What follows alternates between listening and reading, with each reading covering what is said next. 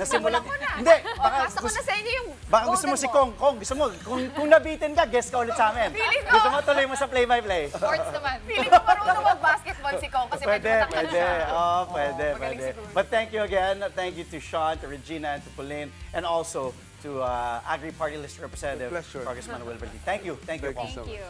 On the show tonight, well, we've got results from this year's Super Bowl, plus updates from the NBA, including another series of injuries to some of the league's biggest stars. And Ginebra and Rainershine complete the cast of the PBA Commissioner's Cup semis. What do they think about their upcoming battles against the top two teams of the conference?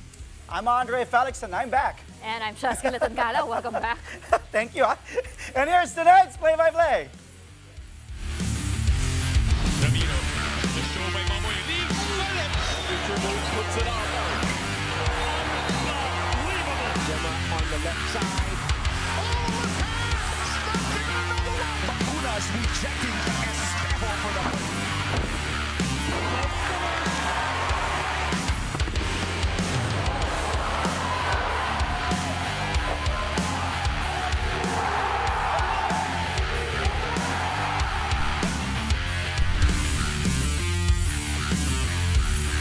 The Philadelphia Eagles are back on top of the NFL after denying the Kansas City Chiefs a historic three-peat in Super Bowl 59. The Eagles, anchored by their defense, came out dominant and pulled ahead 24-0 at the half. The Chiefs got on board in the third, but a crucial 16-point fourth period for Philly sealed the deal. Final score 40-22. Jalen Hurts, obviously, winning Super Bowl MVP after netting 221 yards, 2 touchdowns, and an interception, plus 72 rushing yards and a touchdown on the ground. Icing on the cake was running back Saquon Barkley, breaking the all-time record for rushing yards in both regular and postseason after amassing a total of 2,504 yards. Sheesh. The Eagles avenged their Super Bowl loss to the Chiefs 2 seasons ago, while also keeping Kansas City from becoming the first team to win 3 straight Super Bowls. This is Philadelphia's second Lombardi Trophy, a follow-up to their 2018 title. While it was anticlimactic, a lot of people expected that match to be closer. The 24-0 said enough. So, oh well. I just feel bad, though, for Patrick Mahomes, Travis Kelce, Taylor Swift also. I mean, history could have been made, but not today. Yes, not tonight. All right. Of course, besides the big game, all eyes were on the Super Bowl halftime show as Kendrick Lamar took the stage. They're not like us. But one of his surprise guests managed to steal the spotlight. Tennis legend Serena Williams had a cameo during Kendrick's Not Like Us performance where she was seen crip walking. For context, Not Like Us is his diss track aimed at Drake, who reportedly had dated Williams in the past. Although this wasn't confirmed, Kendrick bringing in Williams adds another layer to their ongoing rap feud. Lamar and Serena also share the same hometown of Compton, California. Williams herself said she died a little during the show. That was fun, though. Not like us. I don't know if we can dance like her, though. Smooth moves from the tennis legend. Meanwhile, moving on to the NBA, a big sigh of relief all the way from Texas as the Houston Rockets halt their 6-game skid by beating the Toronto Raptors. The Rockets lean on their defense in a huge run in the fourth quarter to take the victory 94-87. Houston needed to dig deep amid the absence of several key players. Fred VanVleet was out due to an ankle injury, and Steven Adams sat out the second night of back-to-back games. Meanwhile, All-Star center Alperen Şengün also left the game after 3 minutes because of back spasms. Dylan Brooks stepped up with a team-high 19 points to go along with his 7 rebounds. Our kababayan, that man right there, Jalen Green, posting 18 markers, 9 boards, and 3 assists. Houston's bench showed up as well, led by 38-year-old forward Uncle Jeff Green, who chipped in 14 points. The Rockets are now 4th in the West with 33 wins and 20 losses, while the Raps are 13th in the East with 16 victories and 37 defeats. In a walk-off interview, Uncle Jeff spoke about their bounce-back win and his excellent conditioning. We had to get some stops. I think once we got stops, we got in transition. We started to get easier looks, got to the free throw line. We played for each other, and that's what got us the lead. You had a big day. Jock Landale had a double-double. Jayshawn Tate started the fourth quarter with that huge three. What did you see from your Stay Ready crew today? We just play hard, play together. You know, the points are going to come. Our main thing is always giving the effort, the energy on the defensive end. And we know it's going to lead to good things. You know, we are good players. We play well together, and we just went out there, we played together and for each other. And apparently you still have big-time bounce. What did you see on that dunk? Well, my daughter, her birthday was yesterday, so she told me to go out and have a good game, get a dunk. So if I got on the floor, I was going to try it by any means. I got a good lane, and I can still get up now. Don't get it wrong. It just depends on the day, but it's all part of the game. I'm just trying to make a play for my team, give energy. All right, lastly, congratulations. Did you know today is your 1,200th career game? I did not know that. It's a lot of damn games, but God has blessed me to be in this position. He's gave me great health to be able to get on this court, put on the jersey, and play for the fans. So I'm having fun with it. 18 years into this, what does it mean to be able to make an impact in the game you love? That's 18 years of preparation to still be in this position, taking care of my body. We have amazing trainers, amazing strength and conditioning crew. So they keep my body ready, they keep me going in order to, you know, come in the game in these type of environments, you know, go out there and have fun. Meantime, Damian Lillard and the Milwaukee Bucks catch fire to get a much-needed win over the Philadelphia 76ers.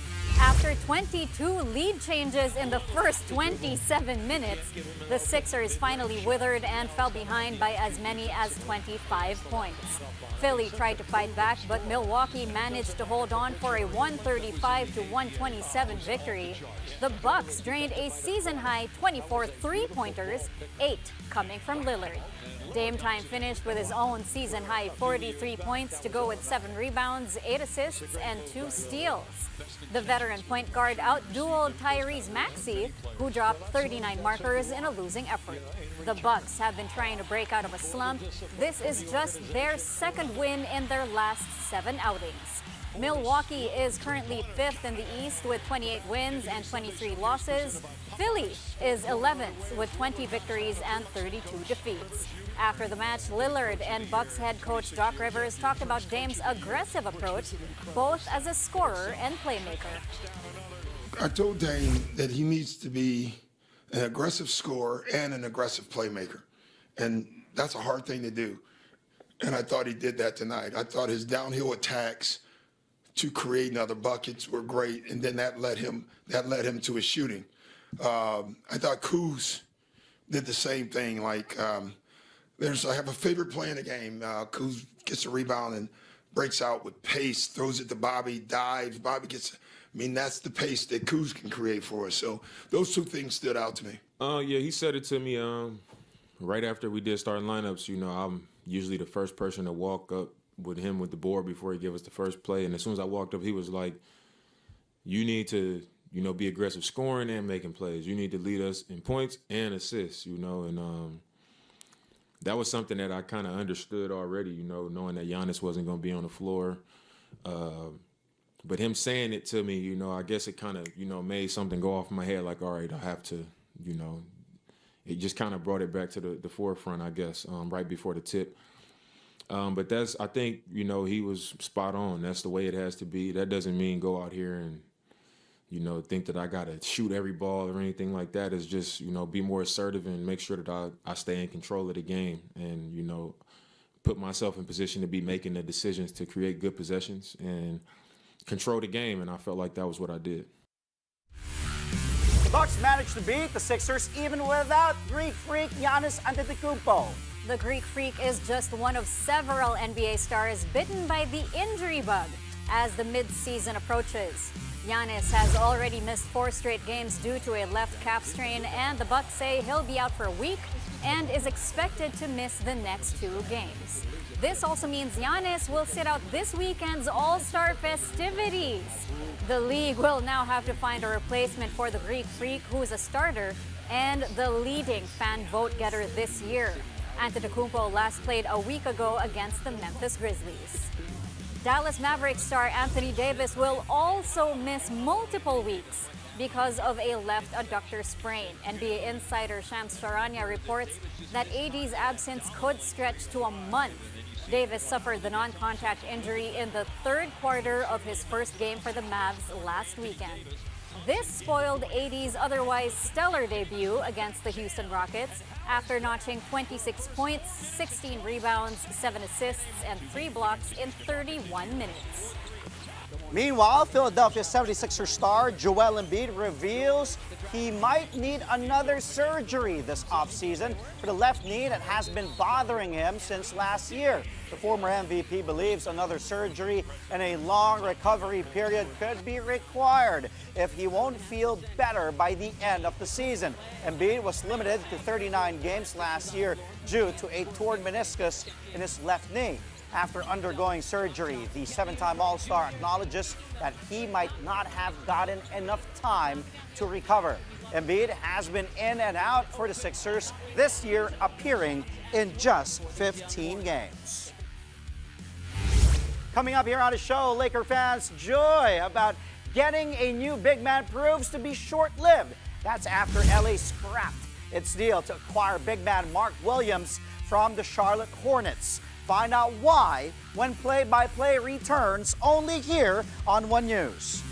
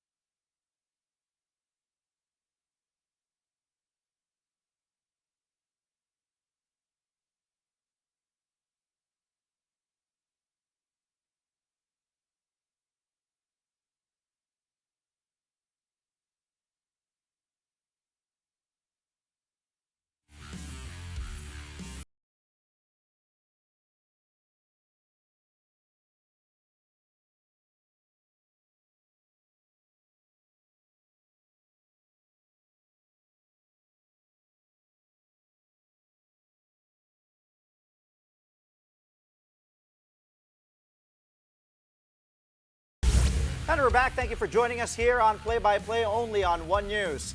Cade Cunningham shows exactly why he is an all-star as he delivers another fine performance and a win for the Detroit Pistons. Cade Crusader tallied a triple-double of 19 points, 10 boards, and 12 assists to guide Motor City to a 112-102 win over the Charlotte Hornets. This is Cunningham's 8th triple-double of the season, which is the third most in team history. The former first overall pick is chasing Pistons legend Grant Hill, who had 13 back in 1997 and 10 the previous year. As a team, Detroit opened the game with a 39-15 lead, a franchise record for the largest margin after one quarter. Then, in the fourth, Cunningham's all-around brilliance just came through once more as the Pistons held off a furious Hornets rally. Charlotte did play without LaMelo Ball due to an ankle issue. Seth Curry, though, stepped up with a game-high 26 markers in a losing cause. The Pistons are now 6th in the East with 27 wins and 26 losses. The Hornets, meanwhile, slide further down with 13 victories against 37 setbacks. After the game, Curry tried to put in his perspective and his squad's tough defeat. Just come out and compete. It's a tough start for us. Obviously, early game, low on bodies, and just a bunch of guys who haven't played together, but just going out there having fun as a unit, as a group, going out and competing. We got off to a slow start, but it was fun playing with everybody out there today, and everybody showed a good effort. Speaking of the Hornets, their deal to send Mark Williams to the Los Angeles Lakers is now off. The Lakers rescinded the trade as reports say Williams failed his physical exam. The Lakers earlier agreed to send rookie Dalton Knecht, veteran Cam Reddish, and draft considerations for Williams. The 23-year-old center does have a lengthy injury history. He had played in just 84 out of a possible 212 NBA games over his 3 seasons in the league due to back problems and other ailments. With this, the Lakers will now try to explore options at the buyout market to fill their front court void. In a statement, the Hornets said they are thrilled to have Williams back in the roster and are looking forward to his impact on and off the court. Awkward having the player that you traded back on your team. Well, let's see how that happens. Well, how that turns out for the Charlotte Hornets and Mark Williams. Hey, welcome back. Meanwhile, for the Los Angeles Clippers, well, it looks like they're getting Ben Simmons. That's after the 3-time All-Star and former Rookie of the Year secured a contract buyout with the Brooklyn Nets. Reports say Simmons will join the Clippers for the rest of the year. The Nets acquired Simmons back in 2022 in a trade with the Philadelphia 76ers for James Harden. Ironically, if Ben 10 does join the Clips, then he will team up with the Beard. Simmons saw limited action throughout his stay in Brooklyn, mostly due to lower back nerve damage. This season, Simmons played in 33 of the Nets' 52 games and averaged just 6 points and close to 7 assists. Here at home in the PBA, we are down to the Final 4 in the Commissioner's Cup. Here's a look at the playoff bracket. The top seed Northport Batang Pier will face Barangay Ginebra San Miguel in the semifinals. On the other side, the TNT Tropangiga and Rain or Shine Elasto Painters will clash in a highly anticipated rematch. TNT eliminated Rain or Shine in the Governor's Cup semis last season. The best of 7 Commissioner's Cup semis won't start just yet. The PBA will have a 2-week break to give way to the Gilas Pilipinas training camp in Doha, Qatar. Gilas will gear up for the 2025 FIBA Asia Cup qualifiers later this month. The PBA Commissioner's Cup semis will begin February 26th. Looks like it will be a very busy schedule ahead for Justin Brownlee and some members of Barangay Ginebra San Miguel. Not only will the Gin Kings prepare for the Commissioner's Cup semis, but Brownlee, along with Scotty Thompson and head coach Tim Cohn, will also take part in the Gilas Pilipinas training camp in Doha, Qatar. Gilas will fly out on February 13th. Then they will face Qatar and Lebanon on February 15th, as well as Egypt on February 17th. In a mini Doha tournament. The Gin Kings entered the PBA semis after knocking out its longtime playoff rivals, the Meralco Bolts, in a do-or-die Game 3 last night, 94-87. Brownlee coming alive once more, putting up an all-around outing of 25 points, 10 rebounds, 7 assists, 2 blocks, and a steal. With a jam-packed schedule in the coming weeks, the Ginebra import is looking to use this time to further sharpen his game. It's like Coach was saying, man, they've been like beating everybody, just almost everybody. And Arvin, you know, he's been playing great. I'm glad to see him playing great, you know, at Northport. And, you know, they got a lot of guys over there that can, you know, score and do a variety of things. And their import, you know, he's playing at a high level as well. So it's going to be tough. I think myself and everybody else is ready for the challenge. I'm definitely not going to take a break or try to take it lightly. You know, we got 2 tough opponents coming up, you know, with the national team. So I want to be, you know, sharp and ready for them. And then also, you know, of course, thinking about the playoffs, I want to try to get better, you know. Haven't been shooting the ball from three-point that well this whole conference. So, you know, I must just keep trying to, you know, work on my shot, get it tuned up and sharpen it up. But, yeah, I'm going to just try to use every moment to try to stay sharp and, you know, even get better in any way I can. Meantime, the Rain or Shine Elasto Painters have a bigger goal in mind after moving on to their 3rd straight semis. Rain or Shine beat the Converge Fiber Xers in their own do-or-die Game 3 last night to book its spot in the Commissioner's Cup Final 4. Import Dion Thompson led the Elasto Painters in the 112-103 victory with 34 points 12 rebounds, and 7 assists. For head coach Yang Giao, the goal isn't just to get to the semis, but to keep pushing until they break through and return to the championship round. Rain or Shine's last finals appearance came during their second title run in the 2016 Commissioner's Cup. It's also a validation of the hard work that the guys put in, the togetherness and the camaraderie that they have. It's also a testimony to the progress of the team in general, to be in the semifinals 3 consecutive conferences. For an independent team to be able to do that, I think it indicates we have some consistency, at least performing as a team. And ang ano ko rito, you hang around long enough, maybe you'll make the finals. No? So just hang around there, be in the thick of the fight, and I think it's going to be TNT that will be playing in the best of 7. So just be there, just show up, and maybe one day you can get into the finals. No? After the break, we'll take a look into the PBA's new logo for its 50th anniversary in April. All that and more when Play-by-Play returns.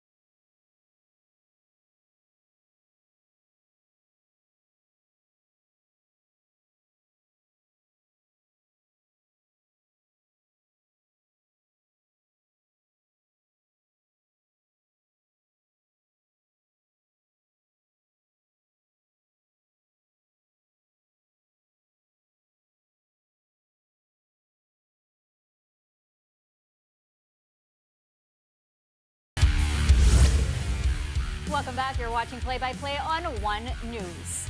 After a strong start to the year, Filipino pole vault star EJ Obiana hits a roadblock in Germany. Obiana failed to defend his title in the Istaff Indoor in Dusseldorf, Germany, finishing the tournament in 7th place. The Pinoy Olympian cleared just 5.55 meters. That's a far cry from his gold-winning performance in Metz Moselle Athlore in France just a day before. Germany's Torben Bleck took the Istaff Indoor gold with a 50.80-meter jump, while American Sam Kendricks and Turkey's Ersu Sazma complete the podium. The world number 4 Obiana will look to bounce back in his next competitions in the coming months. Volleyball news now. The PVL All-Filipino Conference continues tomorrow at the PhilSports Arena in Pasig City. In the first match, the red-hot Petrogas Angels face the struggling Capital One Solar Spikers at 4 p.m. The Angels enter the match riding a 6-game winning streak, while the Solar Spikers have lost their last 5 matches in straight sets. Then at 6:30 p.m., the unbeaten Creamline Cool Smashers will battle the Farm Fresh Foxies. The Cool Smashers boast an impeccable 8-0 record, but the Foxies are desperate for an upset as they hope to climb into the top 6 and boost their playoff chances. You can catch both games live on One Sports, One Sports Plus, and on the Pilipinas Live app. Another setback for the UST Golden Tigresses just days before the new UAAP women's volleyball season. The team says that spiker Saiza Gula will miss the entire tournament due to a back injury. Gula suffered the injury last December. She had a bad fall, resulting in a displaced fracture on her tailbone. UST already lost Jonah Perdido to an injury in the offseason. With Gula gone too, the Golden Tigresses will have to rely on Rookie of the Year Angge Poyos even more for offense. The UAAP Season 87 men's and women's volleyball tournaments will begin on February 15.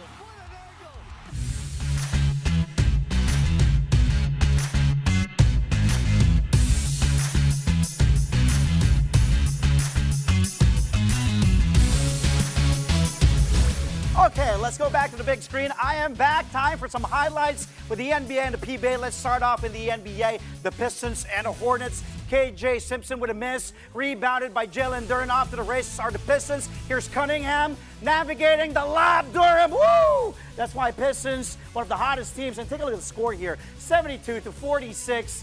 Woo! One more time. What a highlight there. Then inside the Thompson Pistons just rolling here. Duren finishing with 16 points, 12 boards, 6 assists. Cunningham, meanwhile, the All-Star, having 19 markers, 12 boards, and 10 dimes. Detroit beat Charlotte, as we mentioned earlier, 112-102. Roll the next play now. Rockets and Raptors. Woo!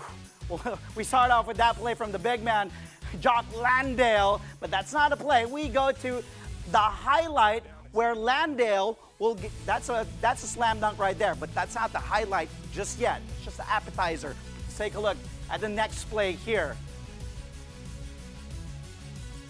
It's that ball movement. Landale, bounce pass, Jalen Green, baseline slam. Woo! It all started with Thompson going to Landale. Look at the rotation. Then the bounce baseline. Whew!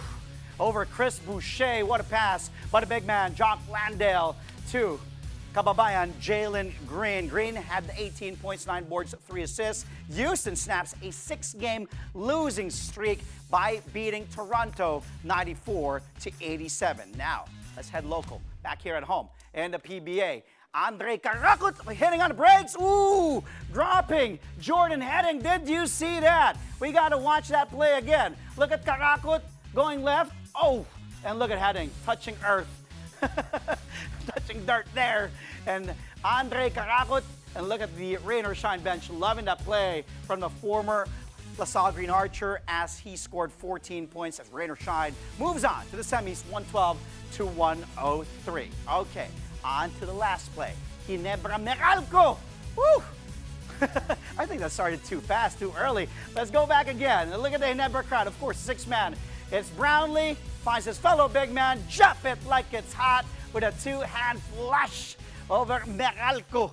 And that, take a look at that play again. Look at Japet making it look easy. And Japet finishing with just 6 points, though. Well, that was one of Brownlee's 7 assists. And Ginebra, as we mentioned earlier, they enter and break through the Final Four, the semis. They beat Meralco here, 94-87. Your favorite play, Check? Gotta love the Brownlee and Japet connection because from Ginebra to Gilas, you know these guys have gone through so many battles together. Pati kahit magtinginan lang sila. It shows. Diba? Kahit magtinginan lang sila. Tingnan mo, eye contact lang. It all starts with the eye contact, as you mentioned. See? Boom. Yep. No look. Kahit nakapikit pa si Brownlee, kain. Saka bakit mo ginawa appetizer si Jock Landale? Hindi, kasi hindi. That wasn't the play. No, that play wasn't, dapat dalawang play yun kay Jock Landale. Nagkamali. It wasn't that play. Kaya sabi ko, I just had to ad-lib because appetizer. That was the Alright, appetizer. a little Hindi naman appetizer si Jock Landale. Grabe ko naman. Okay. And before we go, the PBA kicks off its 50th anniversary celebration with a brand new look. The league unveiled its commemorative logo featuring a gold PBA 50 design with the iconic dribbling player silhouette now in black. The grand reveal took place at the TV5 Launchpad building in Mandaluyong, led by PBA Chairman Ricky Vargas and Commissioner Willie Marshall. They were joined by Deputy Commissioner Eric Castro as well as TV5 and Signal executives including Jane Basas, Guido Zaballero, and Shena Olaso. PBA legends, including former MVP Alan Caidic, also graced the event as part of the selection panel for the 10 additional players who will complete the league's prestigious 50 greatest list. The logo launch marks the beginning of a year-long celebration, culminating on April 9 with the announcement of the 10 new players joining the prestigious list. The PBA's golden season officially opens on October 5 with more events lined up leading to the historic tip-off. Of course, we see all the governors as well there. Coach Alphonsus Chua, Ricky Vargas, as you mentioned. It's just really historic. And they're 50 greatest. Yes, grabe. And they're all preparing. I remember having that talk with Commissioner Willie Marshall and saying, oh, mag-ready ka kasi pasabog talaga ng PBA ang 50th anniversary. Congratulations as early as now. And that's all from us tonight. But you can catch us again tomorrow at 9 p.m. for a play-by-play of today's top sports stories. Play-by-play is on One News, that's Signal TV Channel 8 on SD and Channel 250 on HD. We are also available on Signal Play and Filipinas Live. Glad to be back. I'm Andre Felix. Welcome back, Andre. I am Cheska Litoncalao. Thank you for watching. Happy Monday. Good night.